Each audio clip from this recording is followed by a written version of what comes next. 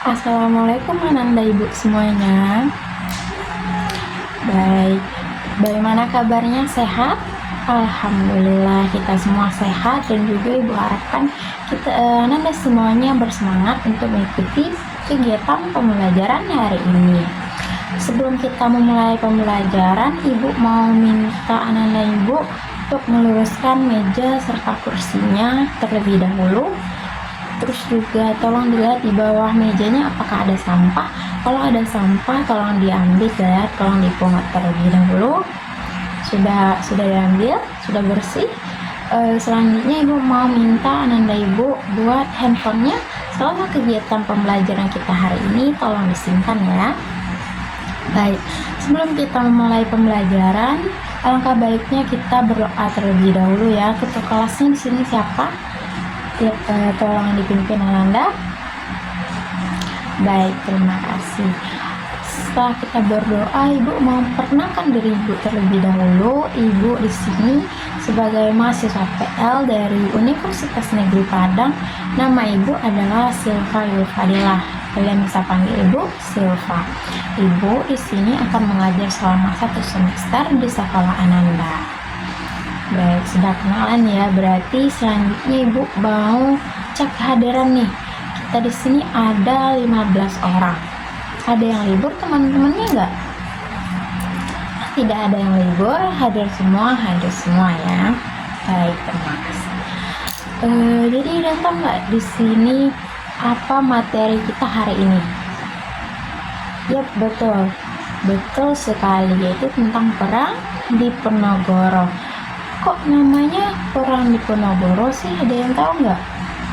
Iya betul, karena perang itu dipimpin sendiri oleh Pangeran Diponegoro. Terus kok bisa terjadi perang di Ponorogo? Iya betul, karena Belanda itu terlalu ikut campur urusan dalam pemerintahan di Ponorogo. Belanda itu terlalu campur, terlalu mengurus, sehingga akhirnya terjadilah perang di Ponorogo. Jadi dengan pembahasan singkat kita tadi, Ibu harapkan di sini Ananda Ibu semuanya itu memahami bagaimana latar belakang atau menganalisis latar belakang dari terjadinya perang di Ponorogo, dampak dari perang di Ponorogo, terus juga faktor-faktor penyebab terjadinya perang di Ponorogo. Jadi sebelum kita membahas perang di Ponorogo tadi, kita akan bahas terlebih dahulu yaitu tentang perang. Ada yang tahu nggak di sini apa itu perang?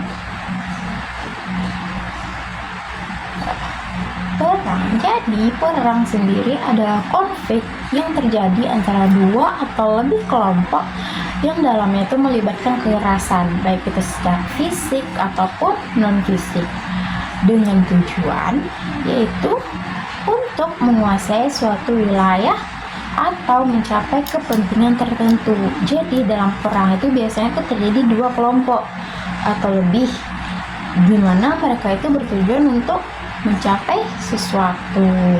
Terus selanjutnya menurut KBBI atau Kamus Besar Bahasa Indonesia. Jadi dalam KBBI sendiri, perang adalah diartikan sebagai permusuhan antara dua pihak nih, baik dari segi negara, baik dari segi agama, baik dari segi suku atau sebagainya, di mana mereka menjalin permusuhan ini dalam dua pihak, atau diartikan juga sebagai pertempuran besar bersenjata antara dua pasukan atau lebih, dan dalamnya itu terdapat ucapan-ucapan yang menyulut pertikaian. Itu dalam KBBI. Selanjutnya kita akan bahas menurut beberapa para ahli. Yang pertama itu ada menurut Joseph Frankel. Dalam Kamus Britannicanya dia membahas bahwa perang adalah konflik. Nah, konflik nih antara kelompok-kelompok politik yang melibatkan permusuhan dengan durasi dan skala yang cukup besar. Jadi menurut Frankel, perang itu terjadi antara kelompok-kelompok politik, di mana mereka itu biasanya tuh durasinya tuh besar dan skala itu cukup besar gitu. Durasinya itu biasanya lama. Itu menurut Joseph Frankl. Selanjutnya itu menurut Levy dan Thomson. Menurut Levy dan Thomson, perang adalah kekerasan. Kekerasan atau violence. Violence ini maksudnya itu perilaku seseorang atau kelompok itu yang bertujuan untuk menyakiti atau menyengsarakan orang lain, sama kayak kekerasan ya. Yang dimana ini biasanya terjadi berkelanjutan dan juga terkoordinasi antara organisasi politik. Jadi menurut Levy dan Thomson, perang itu adalah kekerasan yang biasanya itu terjadi secara berkelanjutan dan juga terkoordinasi antara organisasi politik satu dan juga organisasi politik satu lagi itu menurut Levy dan Thomson. Selanjutnya menurut Mokhtar Kusuma Atmaja. Menurut Mokhtar Kusuma Atmaja, perang adalah keadaan di mana satu negara dan negara lain itu atau negara lebih itu terlibat dalam suatu persengketaan bersenjata disertai dengan suatu pernyataan niat dari salah satu pihak. Itu menurut Mokhtar Kusuma Atmaja. Jadi anak ibu sekalian sudah tahu kan pengertian atau secara garis besar perang itu apa? Perang itu biasanya terjadi antara dua kelompok politik atau lebih, atau suku atau bangsa atau negara gitu. Perang itu tidak bisa terjadi hanya satu kelompok saja, harus dua minimal. Terus biasanya dalam perang itu terdapat kekerasan atau permusuhan antara dua belah pihak ini, di mana mereka memiliki keinginan atau tujuan tertentu.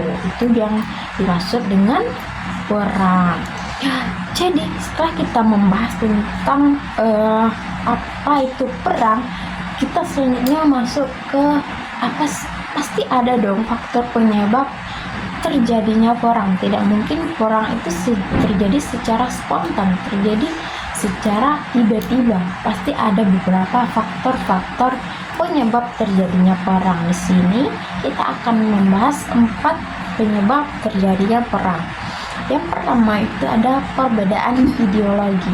Ideologi itu apa sih Bu? Ideologi itu biasanya itu suatu kepercayaan yang dianut oleh suatu kelompok atau negara dan seringkali menjadi dasar kebijakan mereka. Jadi mereka tuh menganut suatu kepercayaan gitu loh. Ideologi itu maksudnya.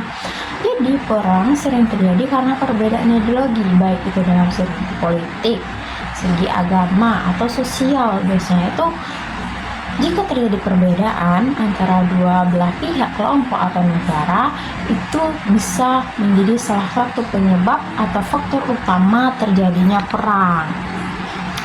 Contohnya apa sih Bu? Kok bisa terjadi perang karena faktor ideologi yang berbeda? Contohnya itu ada perang dingin, di mana terdapat perbedaan ideologi antara blok barat itu menganut sistem kapitalisme, sedangkan blok timur itu mereka menganut sistem komunisme, hingga terjadinya perang dingin.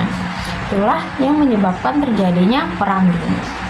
Selanjutnya itu yang kedua, faktor kedua, ada keinginan untuk memperluas wilayah kekuasaan.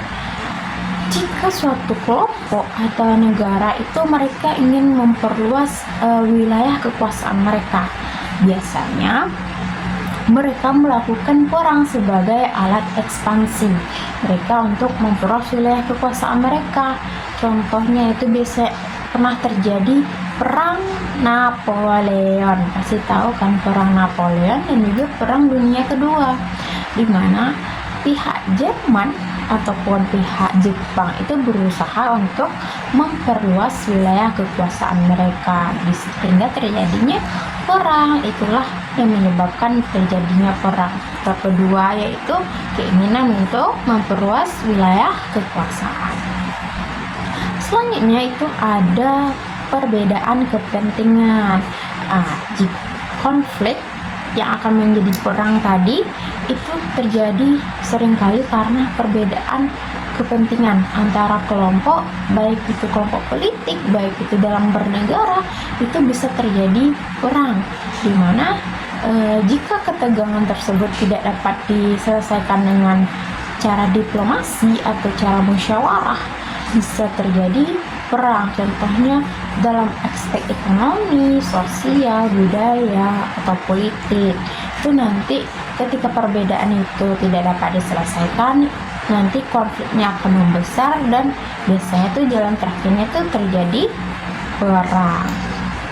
Contohnya itu perang saudara yang terjadi di Amerika Serikat, di mana terdapat perbedaan kepentingan dalam segi ekonomi dan juga sosial, baik Amerika bagian utara dan Amerika bagian selatan. Jadilah perang saudara. Pasti Anda sudah tahu. Selanjutnya yang keempat itu faktor keempat yang terakhir itu ada karena perampasan sumber daya alam. Sumber daya alam ini pasti Ananda sudah tahu kan, ini menjadi salah satu faktor utama terjadinya perang gitu loh, dimana negara atau kelompok yang kekurangan itu biasanya mereka berusaha mencari di negara atau kelompok yang mereka itu memiliki sumber daya alam yang berlebih atau mereka memiliki sumber daya alam yang menjanjikan. Nah, jadi ketika negara yang kekurangan ini melihat sumber daya alam tersebut berlebih atau mereka dapat memanfaatkannya, mereka akan melakukan perang biasanya untuk merebut atau merampas sumber daya alam dari negara yang tadi. Contohnya itu sering terjadi konflik internasional itu di Timur Tengah, di mana mereka sebagaimana kita tahu itu memiliki sumber daya alam yang banyak gitu loh, makanya sering terjadi perang di Timur Tengah. Jadi ada berapa tadi faktor terjadinya perang? Ada 4. Yang pertama itu ada perbedaan ideologi, yang kedua itu ada keinginan untuk memperluas wilayah kekuasaan mereka, yang ketiga itu ada perbedaan kepentingan mereka, dan keempat itu ada perampasan sumber daya alam. Jadi jika kelompok atau negara ini memiliki perbedaan kepentingan atau keinginan untuk memperluas wilayah kekuasaan mereka, biasanya tuh mereka menggunakan perang atau mereka menjadikan perang ini sebagai alat ekspansi mereka, dan akhirnya terjadilah perang. Selain 4 faktor tadi, juga ada beberapa faktor lainnya tentunya. Contohnya itu faktor-faktor lainnya itu dimana jika suatu negara ini memiliki jiwa nasionalisme yang berlebih, itu juga bisa memicu terjadinya perang antara kelompok atau negara-negara tertentu. Terus juga bisa terjadi karena terlalu ikut campur tangannya pihak luar yang dapat memperburuk situasi dan juga memicu peperangan. Jadi itulah faktor perang itu tidak hanya satu, tapi banyak sekali yang akan menyebabkan nanti terjadinya perang di kelompok atau negara. Jadi kita telah membahas 4 faktor utama terjadinya perang tadi kan. Terus perang itu apakah hanya terjadi secara fisik? Tidak, perang itu banyak sekali jenis-jenisnya. Ya, sekarang kita akan membahas jenis yang pertama, itu ada jenis perang konvensional. Sebagaimana namanya, perang konvensional ini adalah perang yang idealnya itu patuh terhadap suatu konvensi tertentu, di mana konvensi tersebut itu secara umum diterima oleh norma sosial atau kriteria, atau terkadang itu dalam bentuk kebiasaan yang disepakati oleh masyarakat internasional. Jadi perang konvensional ini dilakukan oleh prajurit yang telah profesional, yang mereka telah menggunakan seragam, mereka menggunakan atribut, mereka menggunakan tanda kesatuan, mereka menggunakan senjata, mereka menggunakan tanda pangkat. Jadi perang konvensional ini dilakukan oleh profesional. Contohnya itu kalau di negara kita tuh kayak dilakukan oleh polisi, tentara, itu kan mereka telah profesional dan mereka telah dipilih untuk melakukan peperangan. Jadi perang konvensional itu biasanya dilakukan oleh para prajurit-prajurit abdi negara lah ibaratnya di Indonesia gitu loh. Terus perang konvensional ini biasanya itu warga sipil tidak boleh ikut campur dalam peperangan ini, dan juga prajurit-prajurit perang ini itu harus jelas asal usulnya, tidak boleh sembarangan gitu. Itulah yang dimaksud dengan perang konvensional. Yang selanjutnya itu ada perang modern. Perang modern ini adalah perang di mana mereka menggunakan konsep, metode, dan juga teknologi militer yang sebelumnya, di mana mereka menekankan itu bagaimana melakukan modernisasi untuk menjaga kelayakan pertempuran mereka. Karena ini perang modern ini adalah subjek yang berkembang, yang biasanya itu terlihat berbeda di waktu dan juga tempat yang lain gitu loh. Dalam artian sempitnya itu perang modern ini adalah perang kontemporer gitu. Perang ini biasanya tuh lebih modern dari perang konvensional tadi. Yang ketiga itu ada perang gerilya. Pasti sudah sering mendengar tentang perang gerilya. Ada yang tahu nggak apa gerilya? Iya betul, perang gerilya itu identik dengan perang yang sembunyi-sembunyi. Sebagaimana yang telah Anda tahu, perang gerilya adalah strategi militer yang dilakukan oleh pasukan kecil, yang mana mereka tahu nih, mereka nih memiliki kekurangan, baik itu senjata, baik itu prajurit, baik itu dalam segi militer atau lain, yang mereka tahu mereka kekurangan atau mereka tuh lebih kecil dari lawannya. Jadi mereka menggunakan taktik atau strategi gerilya dalam melakukan peperangan dengan menggunakan taktik yang bersembunyi-sembunyi, taktik berpindah secara diam-diam, terus juga mereka melakukan taktik yang mendadak, mereka melakukan serangan mendadak, mereka melakukan sabotase, dan mereka melakukan penyergapan. Itulah yang dimaksud dengan perang gerilya. Sebagaimana perang gerilya ini pernah kita lakukan dalam agresi militer, dimana kita tahu kita ini memiliki kelemahan daripada lawan kita, enggak, akhirnya kita menyusun strategi gerilya. Yang selanjutnya ada perang cyber. Perang cyber adalah perang yang menggunakan teknologi informasi dan komunikasi, dimana sebagai senjata utama mereka. Serangan ini itu menargetkan itu infrastruktur penting seperti jaringan listrik.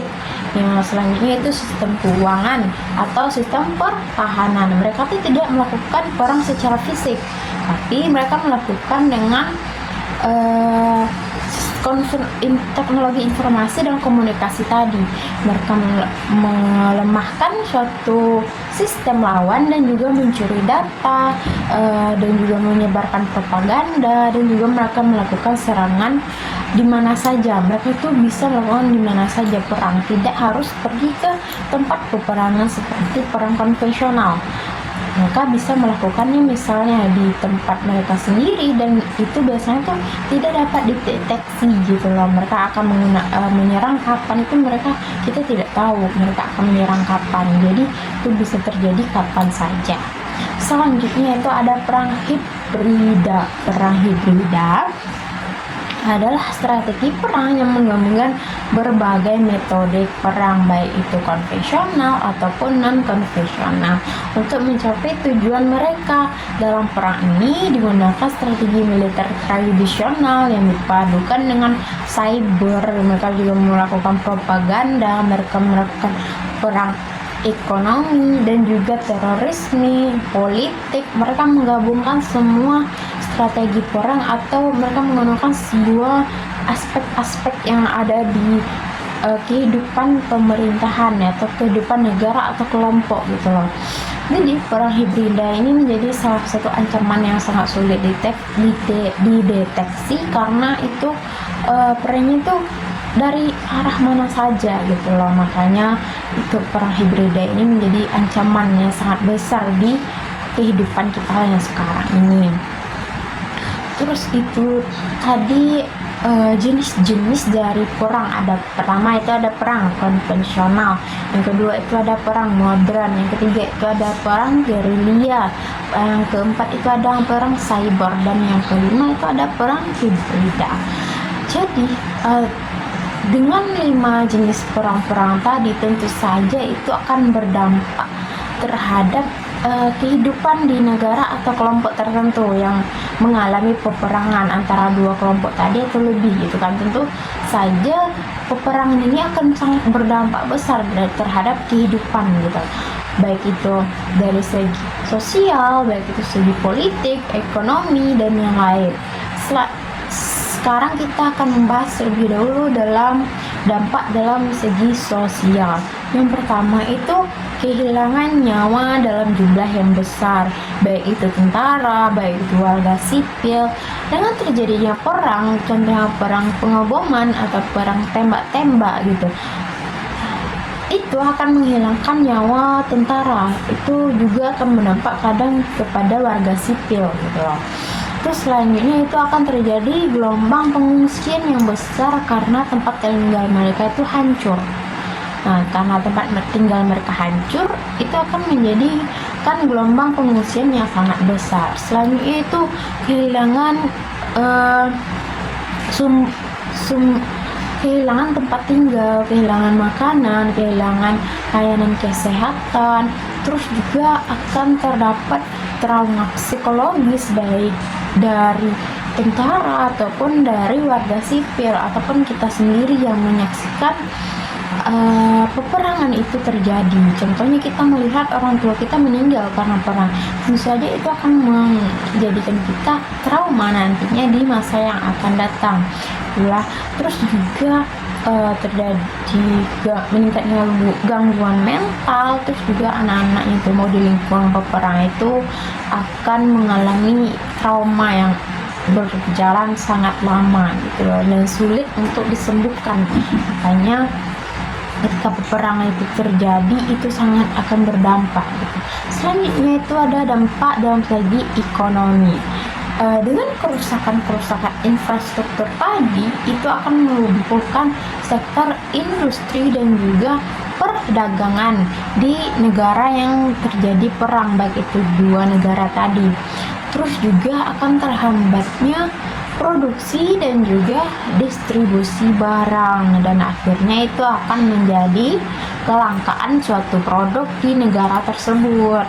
Itu dampak ekonomi. Terus juga inflasi yang akan menjadi tinggi karena keterbatasan barang dan juga meningkatnya biaya hidup ketika peperangan itu terjadi. Pasca perang pun juga itu akan sangat sulit untuk memperbaiki keadaan ekonomi di negara tersebut. Terus juga anggaran negara itu biasanya dialihkan untuk segi militer semua, dan kekurangan lah dalam segi pendidikan, kesehatan, dan juga pembangunan gitu, karena fokusnya itu kepada perang tadi, perang yang terjadi ini. Terus selanjutnya itu meningkatnya utang luar negeri untuk membiayai operasi militer. Terus kita akan beralih ke dampak politik. Segi politik sendiri itu akan sangat berdampak. Yang pertama itu pergantian kekuasaan yang akan terjadi secara revolusi, kudeta, atau itu perundingan damai. Terus juga selama perang itu terjadi itu akan terjadi ketidakstabilan politik pasca perang dan juga akan memicu kekacauan yang berkepanjangan. Selanjutnya itu dampak politiknya yaitu munculnya konflik berkepanjangan akibat ketidakpuasan pihak yang kalah. Terus juga akan terjadi ketegangan politik baik negara-negara yang terlibat dalam peperangan, serta itu negara yang menang itu biasanya mereka tuh menindas negara yang kalah gitu. Itulah akan menjadikan pengaruhnya dalam kebijakan negara yang kalah tersebut. Terus selanjutnya kita akan bahas dampak dalam segi lingkungan. Yang pertama itu ada kerusakan besar pada ekosistem akibat penggunaan senjata berat, bom, atau bahan kimia. Dengan perang tadi juga akan mencemari tanah, udara, air, dan juga akan mengakibatkan residu yang akan mengganggu kehidupan lingkungan atau ekosistem. Terus juga pembabatan hutan untuk kepentingan militer dan yang akan menyebabkan ketidakseimbangan ekosistem. Terus juga flora faunanya akan punah karena terjadinya perang tersebut. Flora fauna ini akan sangat berdampak juga terhadap peperangan tadi, tidak hanya manusia tapi juga hewan-hewan dan juga tumbuhan-tumbuhan akan berdampak sekali. Meningkatnya emisi gas beracun yang mempercepat perubahan iklim global. Itulah dampak dalam segi lingkungan. Jadi dampak-dampak tadi tentunya itu akan sangat mempengaruhi kehidupan sosial kita tentunya gitu kan. Jadi dari materi penjelasan Ibu tadi tentang perang, Ibu harapkan Ananda semuanya itu mengerti apa itu yang dimaksud. Yang pertama tadi kita telah menjelaskan tentang perang, yang selanjutnya itu kita membahas tentang apa saja sih faktor-faktor yang menyebabkan terjadinya perang. Terus juga apakah perang itu hanya terjadi secara fisik? Tidak, ada beberapa jenis perang-perang tadi yang telah kita jelaskan. Terus juga bagaimana dampaknya perang itu terhadap kehidupan masyarakat atau negara atau kelompok yang terlibat dalam perang tadi. Ya, jadi itulah materi kita hari ini. Dapat Ibu simpulkan terlebih dahulu, perang itu adalah suatu konflik yang terjadi akibat perbedaan kepentingan antara dua negara atau lebih, itu di mana mereka melakukan perang ini bertujuan untuk mencapai suatu tujuan tertentu, dan dalam perang itu terdapat kekerasan, terdapat ucapan-ucapan yang menyulut pertikaian antara dua pihak negara tadi. Dampaknya juga sangat besar terhadap kehidupan masyarakat. Contohnya kehilangan nyawa, kehilangan anggota keluarga, perekonomian yang akan tidak stabil akibat perang tadi itu kan. Jadi Ibu harap semua Ananda semua telah mengerti dengan materi yang telah Ibu jelaskan tadi. Untuk tugas minggu depan, Ibu itu mau Ananda Ibu semuanya membaca materi tentang sejarah perang di Ponorogo, bagaimana latar belakang dari terjadinya perang di Ponorogo, terus juga apa saja faktor-faktor yang menyebabkan terjadinya perang di Ponorogo, terus juga bagaimana dampak perang di Ponorogo baik dari segi masyarakat, baik dari segi Belanda dan juga kerajaan ketika itu. Baik, mungkin itu tugas untuk minggu depan. Ibu harap Ananda semua paham dengan materi kita dan juga membaca lebih banyak tentang perang di Ponorogo tadi.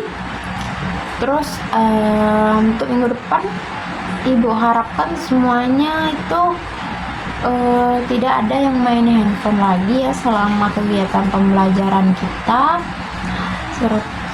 Mungkin hanya itu, kita ucapkan hamdalah terlebih dahulu.